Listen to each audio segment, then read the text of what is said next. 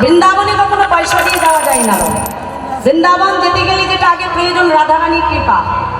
রাধারানী না ডাকলে সে কিন্তু কোনোদিনও বৃন্দাবন যেতে পারবে না। তাই বৃন্দাবনে যেতে হলে আগে আমার রাধাচরণকে আশ্রয় করতে হবে।